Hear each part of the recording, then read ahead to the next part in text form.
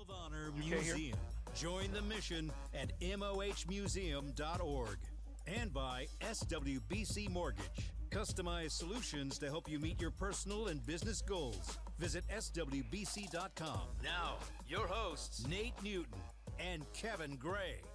No Kevin Gray today, but it is a Cowboy Wednesday, a victorious Cowboy Wednesday. It's Cowboys Crosstalk. I'm your host this week, Chris Arnold from 105.3 The Fan, with the host himself, Nathaniel Newton, and he's got a special guest. He's a Super Bowl MVP. The last time the Cowboys went to the Super Bowl and won it.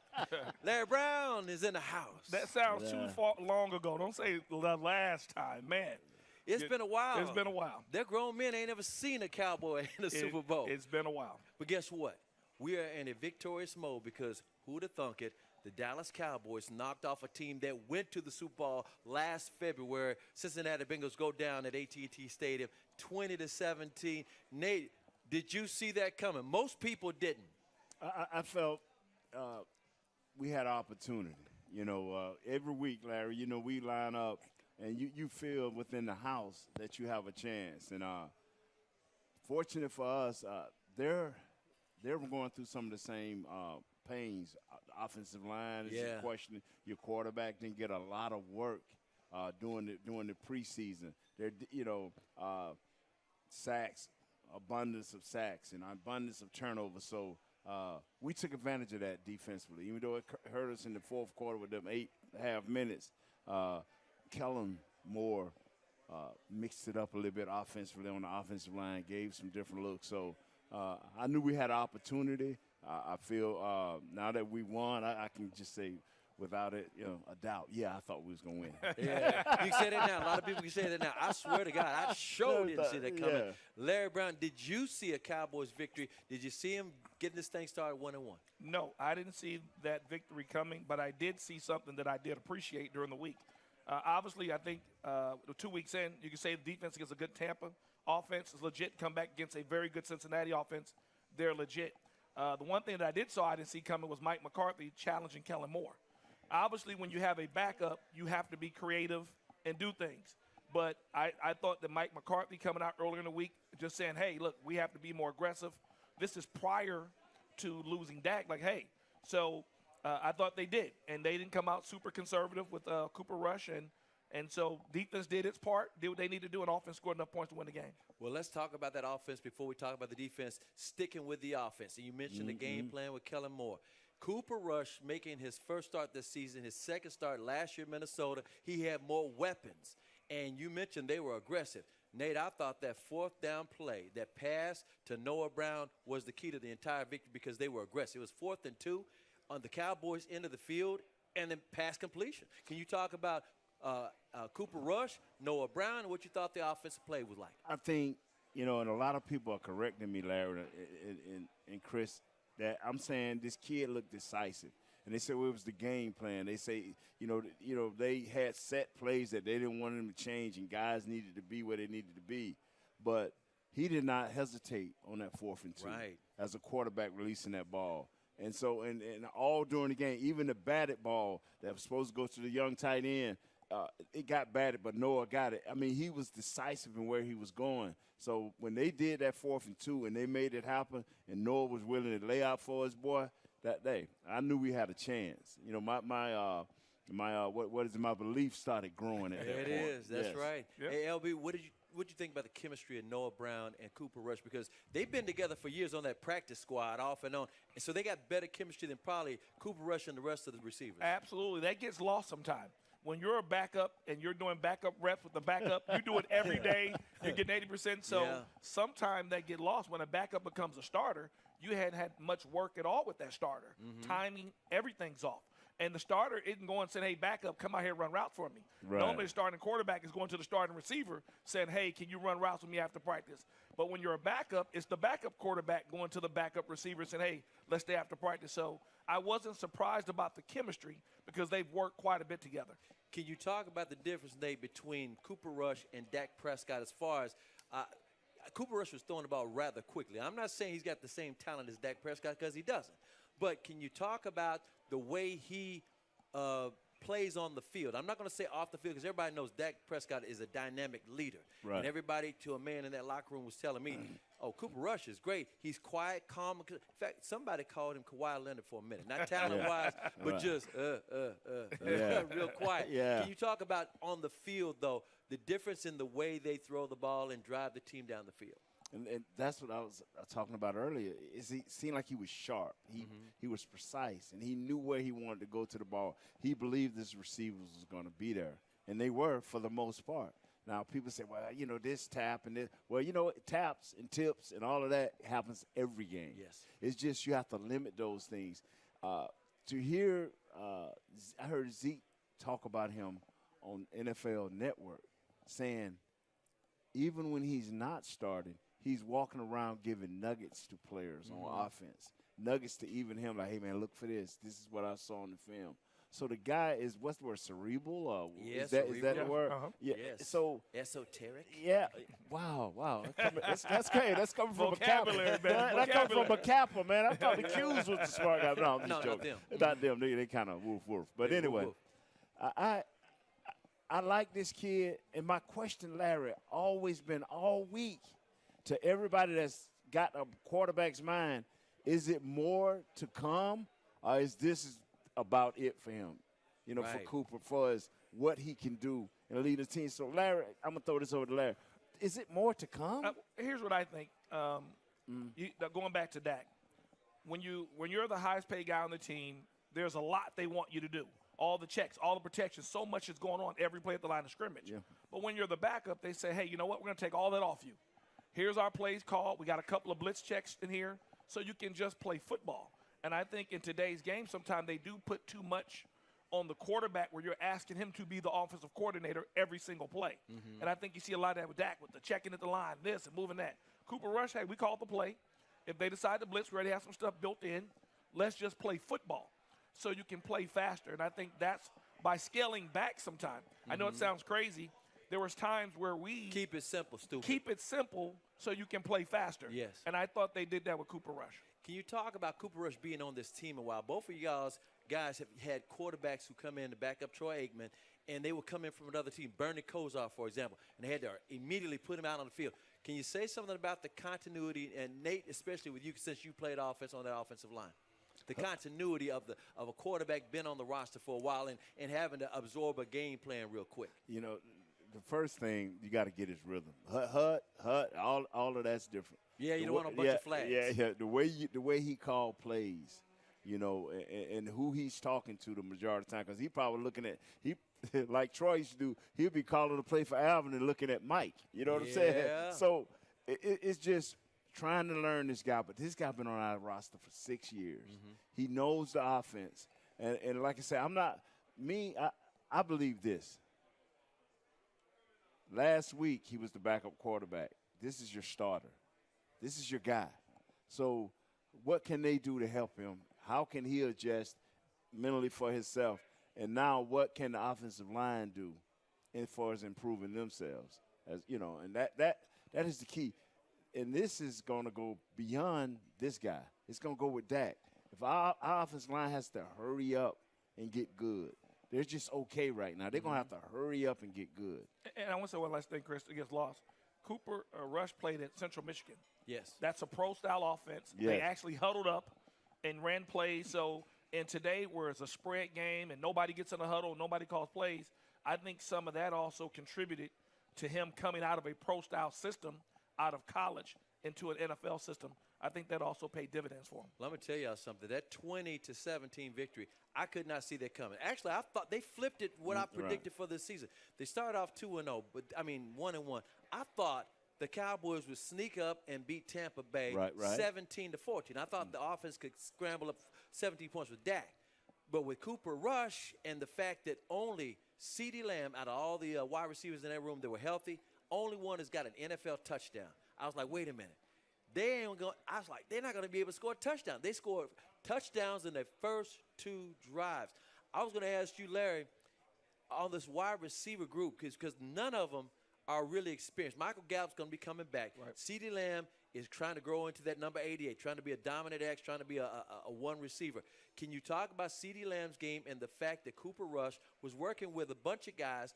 I'm going to call them a committee right now, but Noah Brown been showing out. Yeah, absolutely. And I'd say most of the guys that played, with the exception of CeeDee Lamb, Cooper's been working with because they're backups. There you go. So I think that there's some chemistry from there.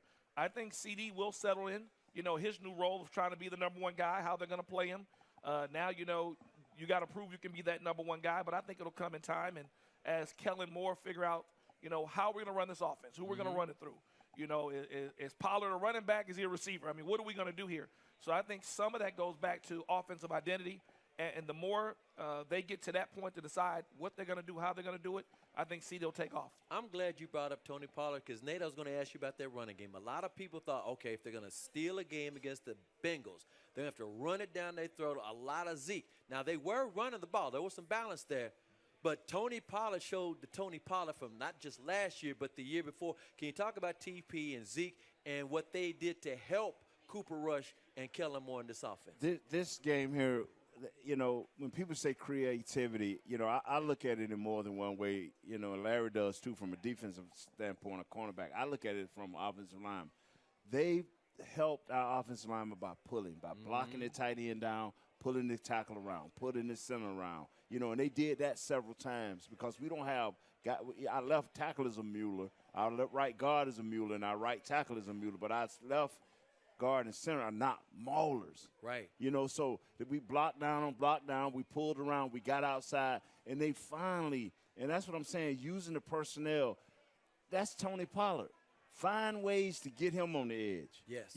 And not run a reverse, but run Tony Pollard to the edge and get him on the edge and let him take that one step and cut up. And he can be successful. And Zeke's still your hammer. Yes. Zeke's, and you can Dirty get Zeke, yards. You can get Zeke something outside, but that ain't what he going to do. Put Zeke right in the inside cheek of both of them tackles and let him hammer that. And see, wasn't going to give that up inside Last week, Cincinnati had a squad. They wasn't giving that up. Right. They had Hill and Reeder. These are some mules sitting up in some bulls, so they wasn't giving it up. So you got on the edge. You gave them something they normally don't give up. They're a very disciplined defense, Cincinnati. So let's talk about that offensive line. Larry, you can come in on this as well. Tyler Smith showed up again. This rookie has stepped in for Tyron Smith at left tackle. You know something about left tackle, left guard. Right. He's been doing his job while we wait on Jason Peters. Oh, Jason Peters. Jason Peters, 40 years old. By the way, Jason Peters looked like he's about 28. Right. He don't look like a 40-year-old Yeah. man. I don't see a gray hair on his face or in his hair. I guess you call him it. Yeah. Get that endorsement. Yeah. But, yeah, Larry, what do you think about the offensive line play, especially Number one, the rookie? I think it's great to see whenever you see young guys playing well and getting experience, you get better by playing. Bottom line, experience. And it's great to see him doing that. It's also good to see a commitment to an offensive line. In other words, if you're going to be a running team, you have to be committed to running the ball. That means that sometimes you're not going to pop them. Sometimes it's going to be some 3 and outs. But we're going to keep pounding you, and we're going to keep laying on you. So, I thought they had a greater commitment to the run last week against Cincinnati than they did Tampa. So I wasn't surprised to see Tony eventually pop one because that's how it goes. People assume that, every time you run it, you're gonna get 20, 30 yards. It's not. Sometimes they're going to stop you, but we're going to keep committed, and we're going to break your will. We're going to keep leaning on you. Come third, fourth quarter, you're tired of getting leaned on, and boom, there they go right there. So it was good to see Kellen Moore be a little bit more committed to the run. Nate, the offensive line? The thing is, I'm giving the young left tackle, I'm giving him like a B- because his awareness of he's still got to know when his help is coming and take advantage of his help. He can get forward and grind you up. But we need for you to be a little bit better on your pass sets. How's his footwork? It's getting better. He's Right. getting more of a sense of urgency. But one time he just let a guy inside because he didn't know that Simi Fehoko was going to hit a guy, and he came right in on the quarterback. So he's got to learn to work together on his twist and his stunts, Right. and that will get better. So his awareness is probably about a C+. But his physicalness, that's a B+. He's 2 games into his career. Yeah, but I'm just saying, for B- for a guy that's playing the most important position, that ain't bad. Yeah, 2 games So into his I'm career. going to give you his good and I'm going to give you his bad, but he's holding ground. Yes. For him to show up and not have no reps since OTAs. Yeah. He's holding. Now, our left guard, it's a struggle, and it's going to stay a struggle. And sometimes we have that. Sometimes he gets stiff sometimes when he try to power guys off, and he'll have that problem this coming week, and he'll have it for all the way. But I hear Peters, in a week or so, maybe easing into the mix. Maybe by that Washington game. Hey, we just getting started. It's Cowboys Crosstalk here at the Cowboys Club at the Star. I'm Chris Arnold. Star of the show is Nate Newton. Larry Brown, Super Bowl MVP's in the house. When we come back, we're going to talk some defense. You can't talk Cowboys defense without saying Micah. That's next.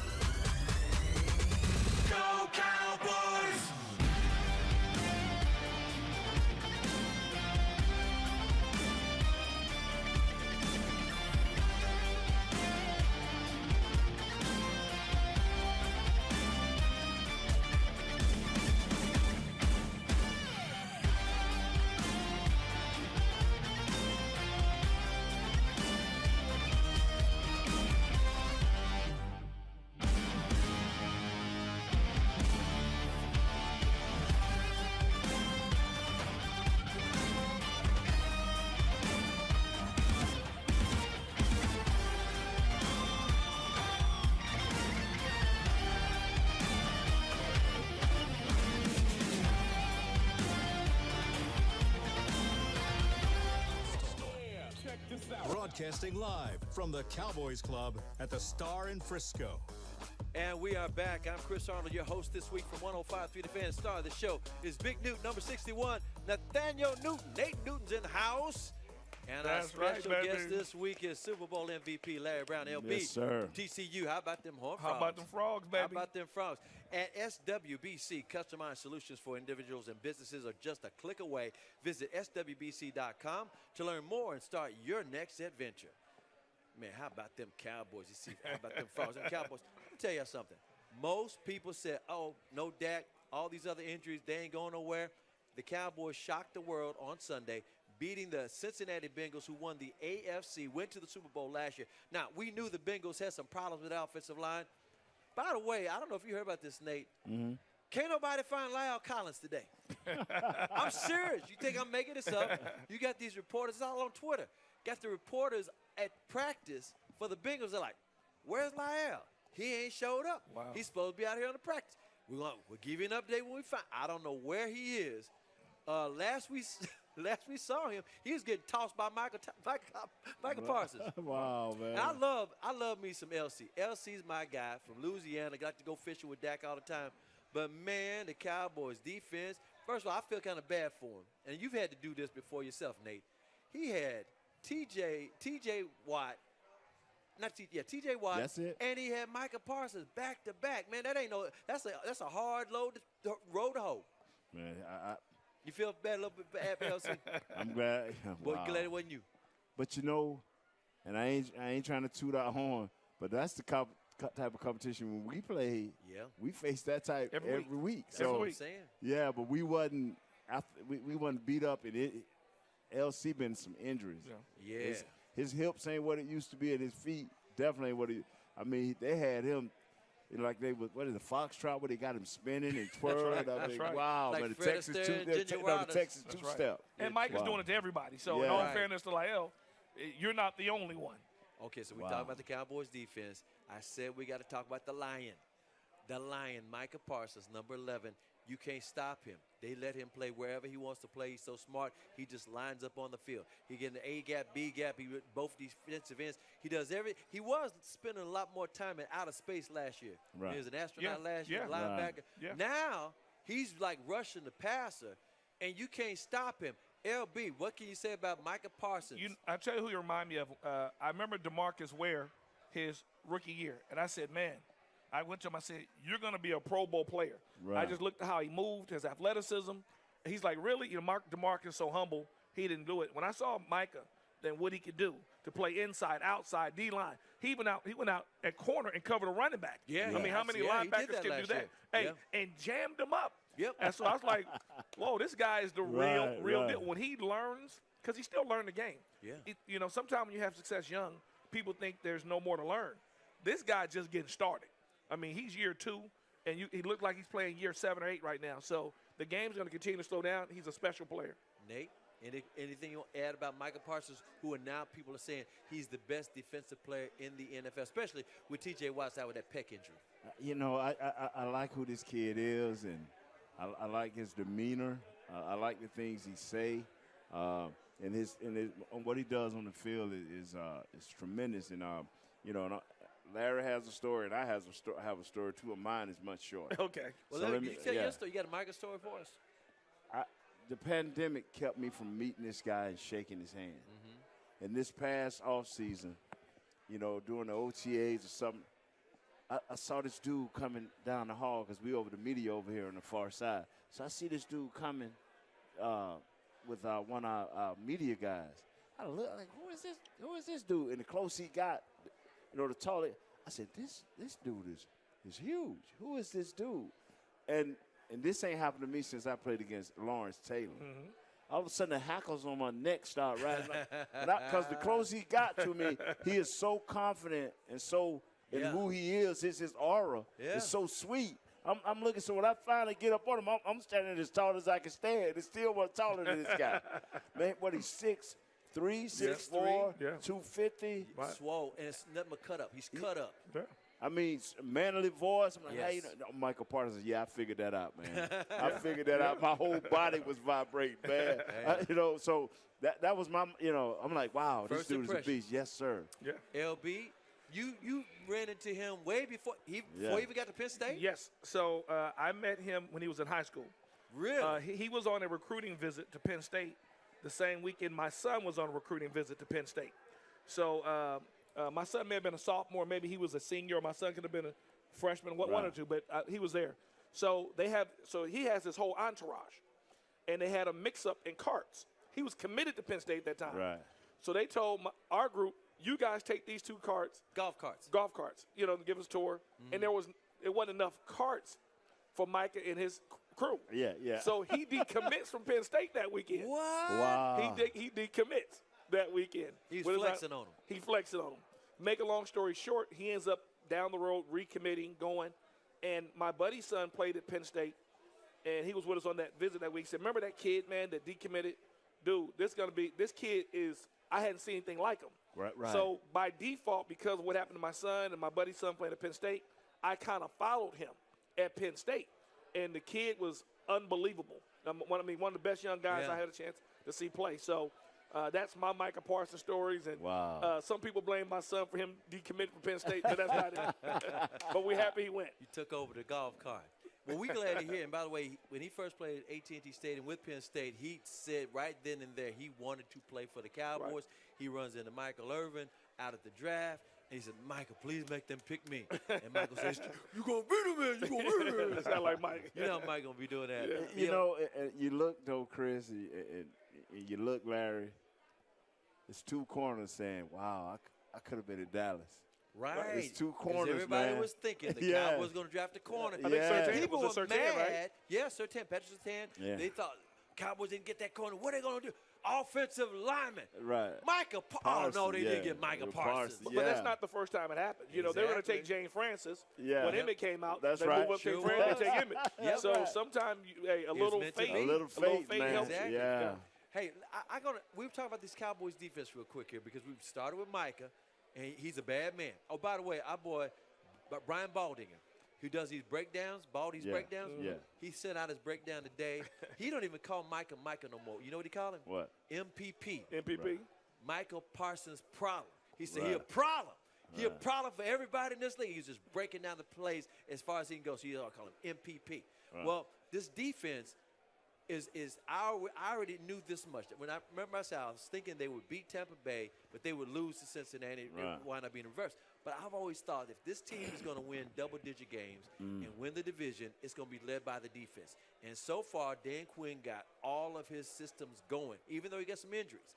Let's talk about the other All-Pro on that defense. We always talk about Micah, but this guy had double-digit interceptions last year. He plays corner, your position. Name is Trayvon Dix. He had a hell of a tackle. The game was tied. Here's Cincinnati trying to move the ball down the field. It was a third down situation. Talk about the hit. Micah Parsons said that was the hardest hit he ever heard a cornerback ever hit. Well, I don't say that there now. Yeah, That's what Micah said. I think one of my the hits. field. It ain't prime. One of my hits, but yeah. No, I think Trayvon is continuing to get better. Again, people forget he had a lot of success young. They're still growing, and I think he's going to get better every year. But if you want to be a great corner, you need somebody up front that can get to that quarterback. Yeah. And when you have a guy like Micah Parsons where you know he can get there, I had Charles Haley, you know that you can be aggressive. You can take chances because you have that person up there. So I think those two combinations, I just hope when the time comes around, they keep both of them, you know, because you're going to have to pay both of them. Oh, exactly. You know, the cap will go up for those who keep worrying about it. It will be going up. Larry, you might be the perfect person to answer this question because you played opposite Deion Sanders. Right. And people want to say, okay, is Trayvon a shutdown corner or not? Let's compare the talents. We're not going to – everybody knows Deion's the greatest cornerback of all time. Right. But when you want to break down Trayvon Diggs and what kind of assets he has, one of the things that Deion was so unique, the quarterback should stop throwing his way. They wouldn't even throw over there no more. Can you talk about Trayvon versus Deion and the different kinds of styles? I think Deion is so unique that I wouldn't remotely put Trayvon in this category. For example, Deion was a shutdown corner, a playmaking corner, right, and a guy that's dangerous with the ball once he got it in his hands, Right, all three. right, Oh, yeah. right. So that's a triple threat. So not only can I have the ability to take you out the game, but if you throw it to me, I can pick it off, take it to the house every play. Mm-hmm. I think Trayvon is a playmaking corner. He doesn't always shut down. He'll give up some plays here and there, but his ability to make plays, he's for sure a playmaking corner. But they will get a few here or there. But Deion, you know, hey, let him catch one, the next one going to the house. Can you possibly see some of these teams stop testing Trayvon and not throw his side of the field? Seem like they probably will, because sometimes he will give up big plays every now and then. But he's a risk taker. And see, because he used to be a wide receiver at Alabama. For every one he gives, he'll have 6 good ones. Mm-hmm. So you can live with that and all day long because there are guys that won't take that chance. They'll play conservative. They won't get the interception. They'll knock one down here and there, but that's not how he plays. And I appreciate that, his mentality as a corner. He's a playmaker. Okay, so Nate, before the game, Jamar Chase had some thoughts about Trayvon Diggs. Now, I don't think there was that bad of a thoughts, but he was like, he's not he said his technique wasn't perfect. Right. which is kind of a fact. Basically what Larry just said. So where I was going, and I was like, that ain't really that bad. But it says like this locker room material. Nate, can you talk about how locker room material can show up sometimes? All people need is just some words, right? You know what? The great ones are the ones that have the potential to be great, can always find any little thing. And it digs like, Yes. I'll show you, maybe not with the big play, but with the tackle. I'll show you. Yeah. And that was an basically shut it Alabama down. LSU thing. Yeah. Yes, it was. Let's go back to the SEC. Yeah. He said, you are not going to do the gritty today, sir. Right. Yeah. That's not going to happen. Well, today is a victorious Cowboys Wednesday. This is Cowboys Crosstalk. I'm Chris Arnold, Nate Newton, Larry Brown. We'll be back with more from the Cowboys Club next on 105.3 The Fan and more.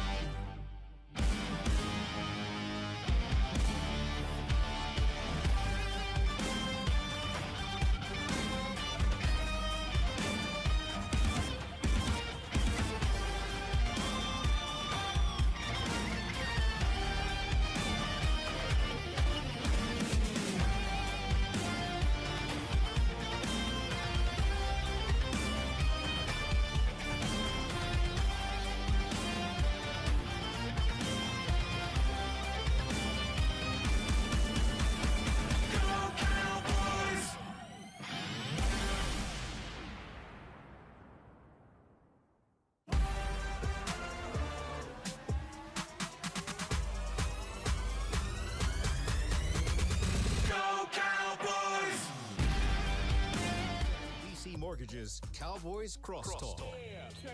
Broadcasting live from the Cowboys Club at the Star in Frisco. We're back. Chris Arnold, your guest host this week from 105.3 The Fan. Star of the show is Nate Newton, and our special guest this week, Super Bowl MVP Larry Brown, cornerback extraordinaire, SWBC Mortgage. Join the more than 120,000 customers that we've helped find their happier way home. Visit SWBCmortgage.com to find a pro today. Now, you know, we were talking about the Dallas Cowboys for a lot of people nationwide. Happily shocked that the Dallas Cowboys made the Bengals 0-2. The Cowboys are now 1-1. I'm going to tell y'all something.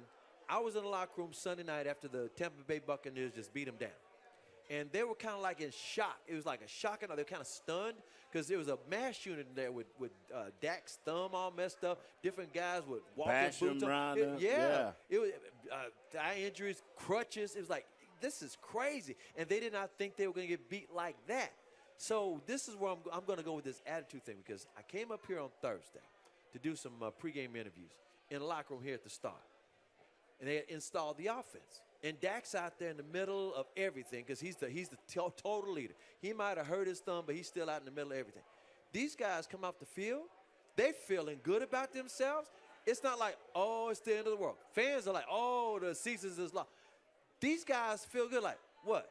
This is early. That's just one game.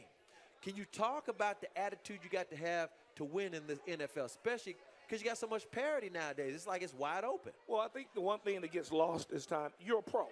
And I don't know a guy that's here that didn't, if you're a backup that's never dreamed of starting or become the next Tom Brady or the next Dak Prescott.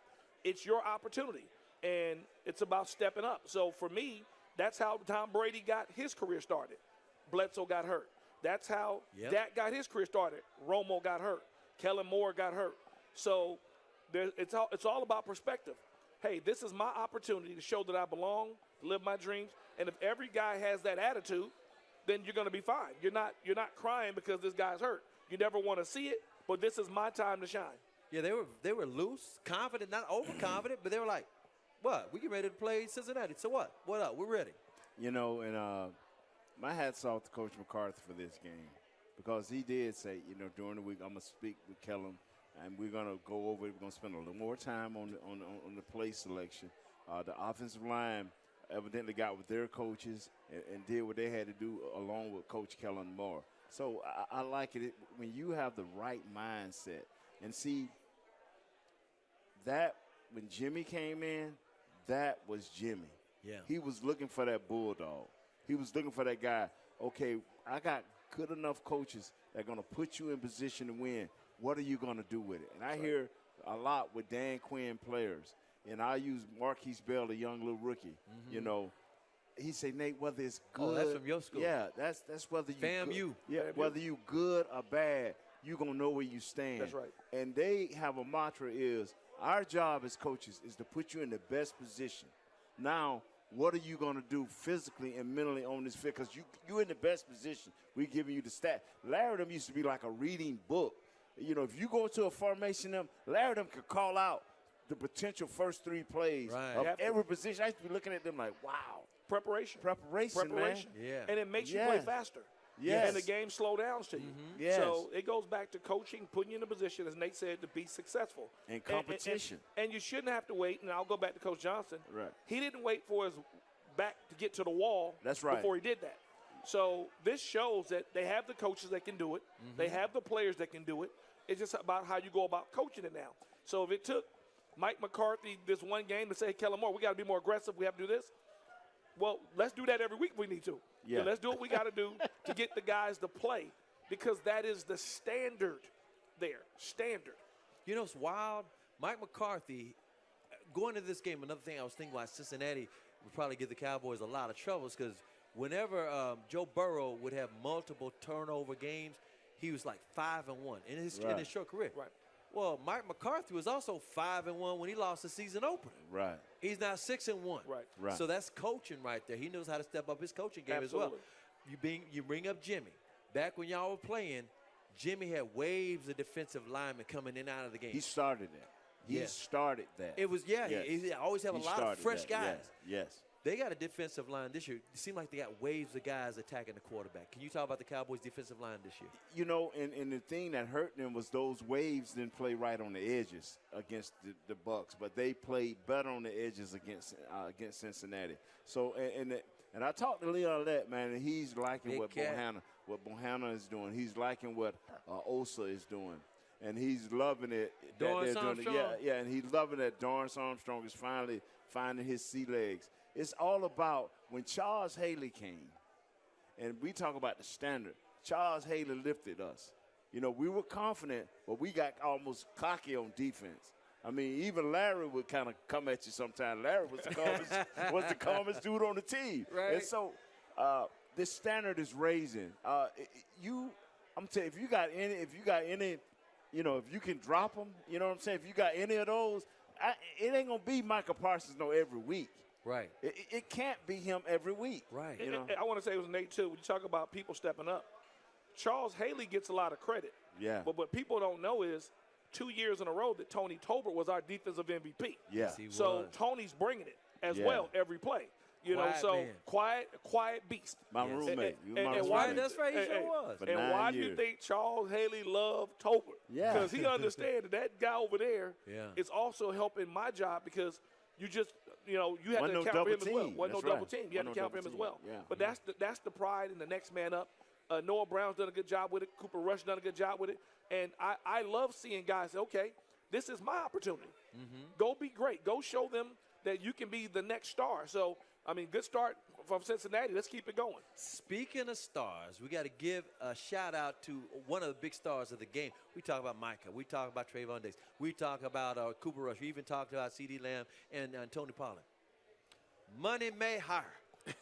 We calling him Money now because Brent Mayher, he done kicked the game-winning field goal. He kicked the only field goal in the game against the Tampa Bay Buccaneers. We brought him back. He can kick the long ones. Right now, he hasn't missed an extra point or a field goal. Can you give him his props? Yes. Hey, man, Brent Maher. when you become Money Mayher. when you become street legal, that means when you come out the street from working, Right. you know what I'm saying? Right. From being whatever other legal job he had. Yeah. Yeah. This is I love it. And then he understands who he. You saw his interview after the game. He understands. I talked to the him guy's too. been out there for 60 minutes. Great this, great that. He said, my job is to kick him in. Yep. And when you focus in and laser focus as a kicker, you don't care what's going on. My job, and a lot of kickers don't like for you to say, hey, man, all you got to do is kick the ball through the uprights. But that's what he's basically saying. My job is to get it through the uprights. Well, he did a great job. Now, on the other end, the kickoff returner, the punt returner, he went to your school, That's TCU. right, baby. We talking about Turpin Turpin, time. baby. We Turpin's talking bad about Kevontae Turpin. Can you talk about him? Now, Tampa game, he didn't really get no opportunities. This game, he actually helped the Cowboys on that last drive. Yes, he did. Well, the interesting thing about this subject is how do you win? And there's three phases: offense, defense, special teams. Correct. In today's game, I've seen a lack of commitment to special teams. So for the Cowboys to bring in a good kicker and to add a guy like Devontae Turpin who can MVP of the USFL. They're committed to special teams. Okay, so I hate talking about Jimmy, but Jimmy was absolutely committed to special teams. In fact, he Period. made Joe Avezzano the first special teams coordinator. That's correct. It wasn't just the coach. He made him the coordinator. So when you look at Cincinnati, there was a time where guys going to kick extra point, you have to worry about it. Do you know how many guys miss extra point, not field goals, extra points in the NFL now? So for the Cowboys, I want to give Jerry and those guys credit, McCarthy, for making a commitment to bring in a kicker and to bring in Turpin, that, hey, special teams is now important to us. So if we can play good defense, if we can run the ball and play good special team, we got a chance and not turn it over. We can beat a lot of people. I'm trying to remember something here. Now, I'm not trying to age me, you, or LB, Nate, but I mentioned Turpin was the MVP of the USFL. Didn't you play in the USFL back in the day? I'm an alumni. I'm an alumni of the USFL, man. Who did you play for? Leagues. I played for the Tampa Bay Bandits. The Bandits, baby. Look Yeah. out. And who was your quarterback? Was it Steve Young? No, Steve Young's with the Express. Okay. I had Dan Reeves, man, old dude from not Dan Reeves, but I can't think of Mr. Reeves' name. He played quarterback for the Back in the day. for University of Florida. It came full What's circle, Coach didn't Reed? it? I'm Is telling I got you. that right? Wow. Steve Spurrier was my coach, though. That's what he is. Yeah. The Steve ball Spurrier, coach. yeah, the ball coach. Yeah. The ball coach. Yeah. Man, let me tell you something. The Cowboys got that victory. Like I said, surprised a lot of people, which sets up a great game, a division rivalry, the first division game of the season. The Cowboys go up to the Meadowlands to take on the Giants. We got to talk about the Cowboys versus the undefeated Giants next here on Cowboys Crosstalk.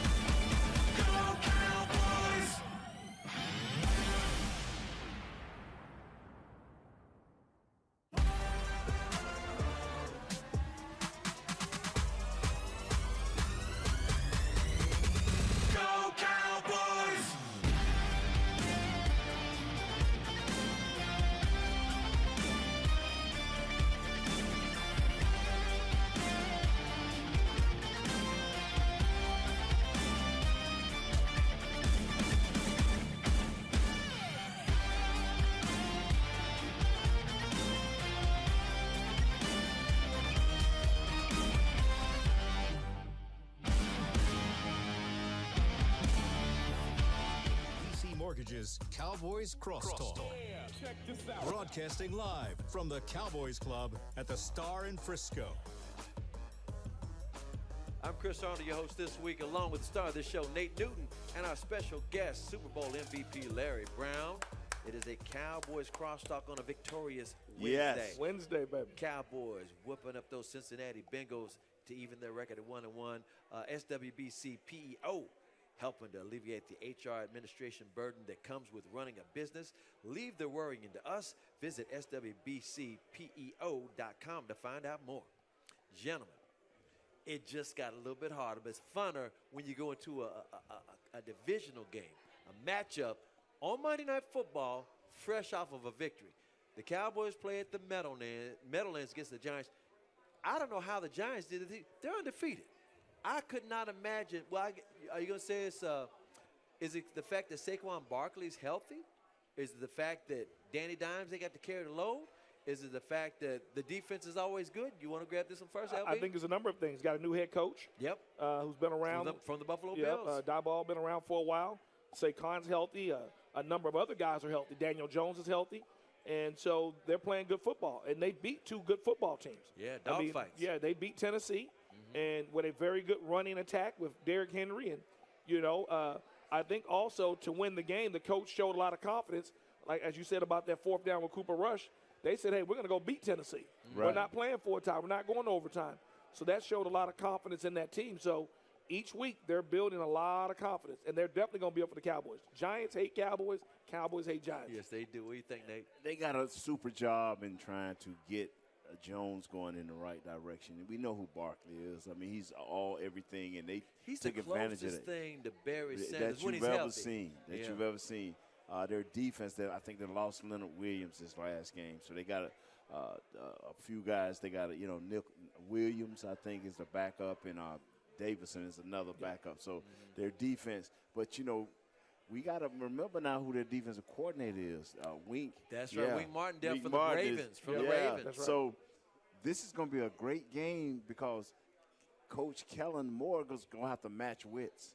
Because if he see you do something, he's going from series to series. He's going to change that defense just a little bit. He got a new toy in Julian Love that he brings up and plays in the box. So this is going to be a nice game. Yeah. A lot of people want to look at the Giants and say, this is the weakest 2-0 team. But to ask the Cowboy fans, would you be rather be 1-1 or barely squeak out a win and get a 2-0 start? Because it's all about coming. This is another. And people keep getting mad at me. This is our third preseason game for us and the Giants because these coaches, especially coaches, got young teams or teams that's devastated by injuries. They are learning their personnel. They really and are. It's live bullets, And after they do this and got the Washington the next week, then the coaches has no more excuse. And the only thing that helps us, our first-round pick, Tyler Smith, they won't. I don't believe he's playing. Kayvon Thibodeau, their first-round draft pick, will not be playing this week more than likely because it's injured. But he's a great pass rusher, so, they're going to have to make some adjustments as well. So the Cowboys are 1-1. The Giants are 2-0. It's a Monday Night Football game. You guys have played up in New York on Monday night. What is the atmosphere like? Let's start with you, Nate. What is the atmosphere like? What can the Cowboys expect to go into? How hostile is the environment? It's gonna be the world because this is what makes me and I think Larry have appreciation for the NFC East. We are the Cowboys. We are the Cowboys, and our hatred for the other East teams will never be what it is against us. Yeah, they can't stand the Cowboys. So to us, we go to New York, they say, who you hate the most? The Cowboys. Go to Philadelphia, who you hate the most? Well, we just hate everybody in the East. But we are everybody's else. You're a villain. They hate us. I tell this story. It's a funny story, true story, too. We're pulling the Giants Stadium one time, and the buses come to a stop. And I see these four fans carrying a coffin. Right. And it's a Troy Aikman doll with a knife in his heart. Right. So I'm watching these. We're on the bus. I'm watching them. Then they go to the check-in. They check the coffin like it's a purse, and they let them carry the coffin into the stadium. Because I'm saying, no, they're not going to let that coffin in the stadium.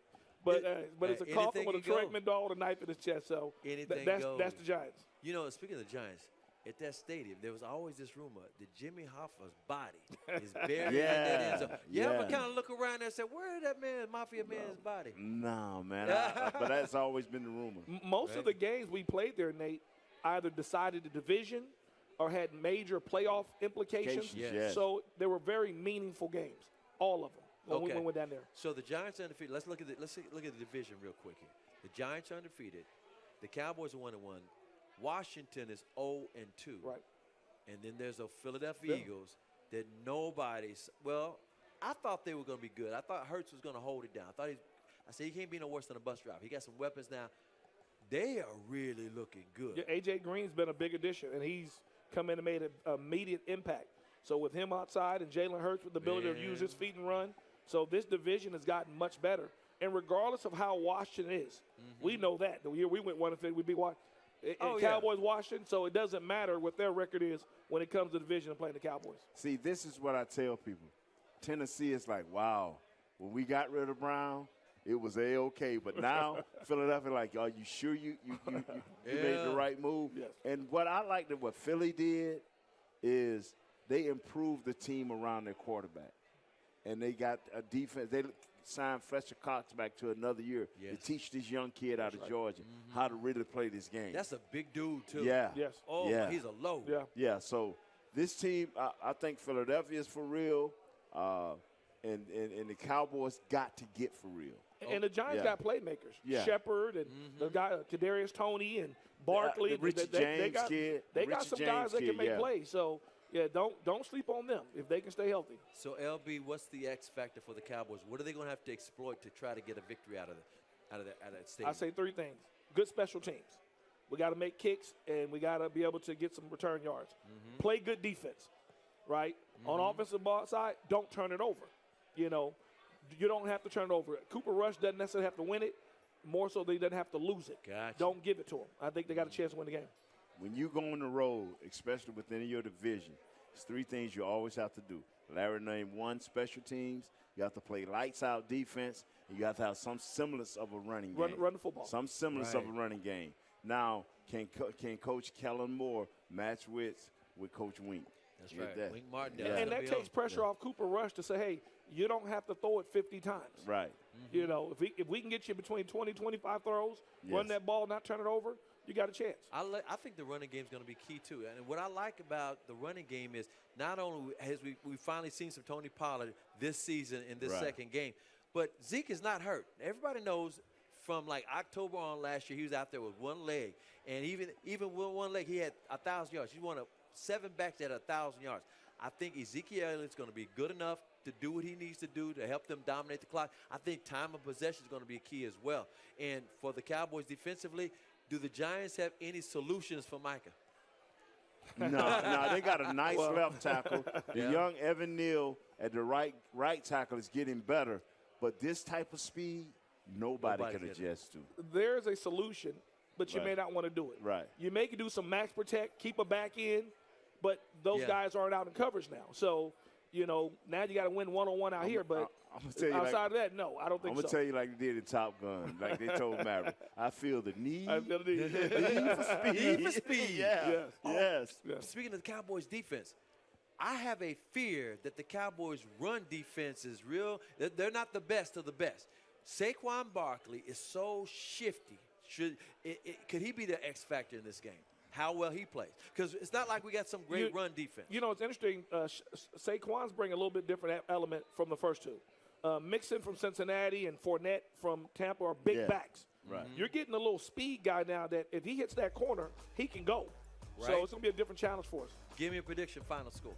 I say Cowboys 28, Giants 21. Nate? All I need is 1 point. That's all I need. I don't care how you want to mix it up. At the end of the game, 1 point. The Cowboys will win this game 4-3, 2 safeties. 28-21.